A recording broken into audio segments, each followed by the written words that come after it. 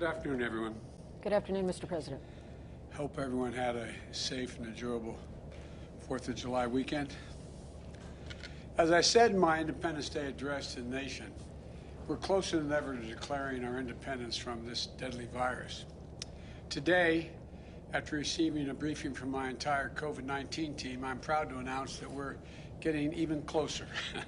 Because of our wartime effort to administer 300 million shots in arms in just 150 days. More than 182 million Americans have received at least one shot, including nearly 90% of seniors and 70% of adults over the age of 27. By the end of this week, we'll have reached the mark of 160 million fully vaccinated Americans, and that's a goal I set in March that I'm thrilled we're going to hit just a few days after July the 4th. So we will have 160 million fully vaccinated Americans, up from roughly 3 million when we took office 5 months ago. We see why it matters. COVID-19 cases and deaths are down by 90% since January. Millions of fully vaccinated Americans are getting back to living their lives as they did before. Businesses are reopening and hiring and rehiring.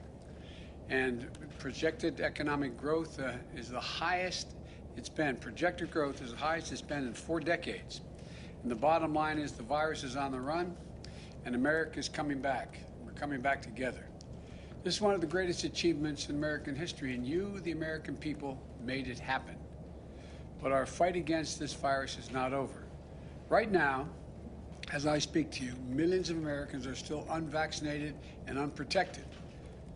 And because of that, their communities are at risk, their friends are at risk, the people that they care about are at risk. This is an even bigger concern because of the Delta variant.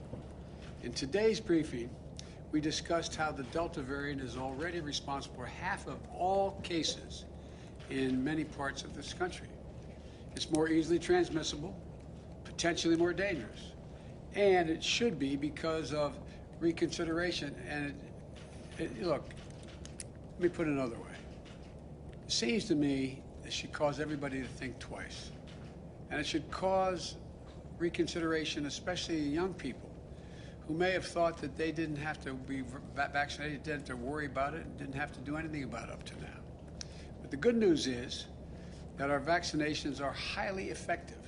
Fully vaccinated Americans have a high degree of protection, including against this Delta variant. Study after study after study has shown that since early May, virtually every COVID-19 hospitalization and death in the United States has been among the unvaccinated. So if you're vaccinated, you're protected. But if you're unvaccinated, you're not. And you're putting yourself, more importantly, maybe from your perspective, your family and your friends at risk. So please get vaccinated now. It works, it's free, and it's never been easier, and it's never been more important. Do it now, for yourself and the people you care about, for your neighborhood, for your country. It sounds corny, but it's a patriotic thing to do. In today's briefing, we discussed how our administration is going to devote the remainder of the summer to a special focus on 5 ways to make gains in getting those of you who are unvaccinated vaccinated. Because here's the deal. We are continuing to wind down the mass vaccination sites that did so much in the spring to rapidly vaccinate those eager to get their first shot and their second shot, for that matter, if they needed a second. Now we need to go to community by community, neighborhood by neighborhood, and oftentimes door to door, literally knocking on doors, to get help to the remaining people protected from the virus. Look, equity, equality, it remains at the heart of our responsibility of ensuring the communities that are the hardest hit by the virus have the information and the access to get vaccinated. So, as we shift from these centralized mass vaccination sites where we're doing thousands of people a day, we're going to put even more emphasis on getting vaccinated in your community, close to home, conveniently, and a location you're already familiar with. First thing we're going to do, this includes 42,000 local pharmacies where folks with questions can talk to the pharmacists they know and already have dealt with.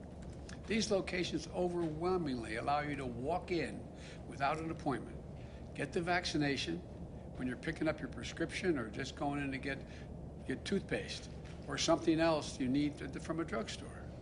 Second, my team is going to place renewed emphasis on getting the vaccines to more and more family doctors and healthcare providers, so more Americans can get the shot at their doctor's office from the folks that they know and they trust the most. Third thing we're going to do, we're going to step up efforts to get vaccines to your family doctors and other doctors who serve younger people, so that adolescents ages 12 to 18 can get vaccinated, and as they go for back-to-school checkups or getting ready for the physicals they need for fall sports. Fourth, we're also intensifying our efforts to meet people where they are, outside of their neighborhoods, pharmacies, and doctor's office. This includes continuing to work with employers to make vaccination shots available at work, on a work site if possible, or give their employees paid time off to get vaccinated in a nearby facility. And fifth and finally, we're sending out more mobile clinic units out there to help people at special events, summer festivals, sporting events, as well as places of worship wherever we can find people gathered. In addition to these initiatives to continue to vaccinate the unvaccinated, we're stepping up our preparations to respond to the outbreaks we're going to see among the unvaccinated.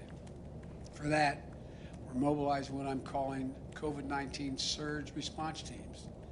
These teams are made up of experts from FEMA, the Federal Emergency Management Agency, CDC, the Center for Disease Control and Prevention, and elsewhere across our government, other groups. And they're going to help states that have particular problems prevent, detect, and respond to the spread of the Delta variant among unvaccinated people in communities with low vaccination rates. And some states have very low vaccination rates. They're going to be able to we're going to deploy things like testing to expand detection of the virus, medicines to help treat the infected, and we're going to provide federal personnel to fill gaps in staffing and technical experts to help investigate outbreaks, because they're going to happen in states with very low vaccination rates. The bottom line is my administration is doing everything it can to lead a whole of government response at the federal, state, and local levels to defeat the pandemic. We need everyone to do their part. Millions of Americans have already done that. We have to keep it up, though. We have to keep it up till we're finished. Let me close with this.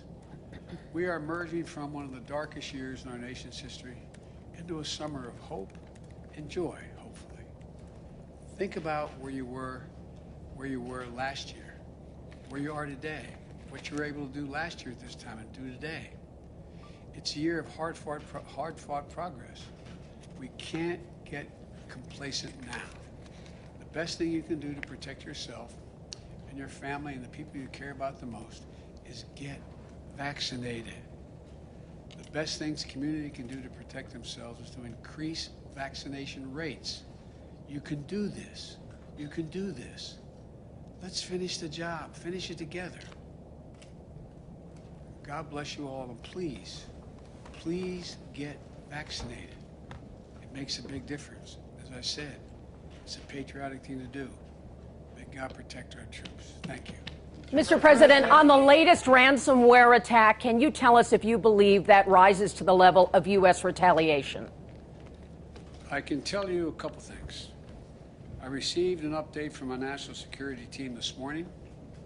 It appears to have caused minimal damage to U.S. businesses, but we're still gathering information to the full extent of the attack, and I'm going to have more to say about this in the next several days. We're getting more detail and information, but that's what I can tell you now, and I feel good about our ability to... Mr. President. Is Putin testing you, sir? Mr. President, you speak twice about the Delta variant. What do you mean by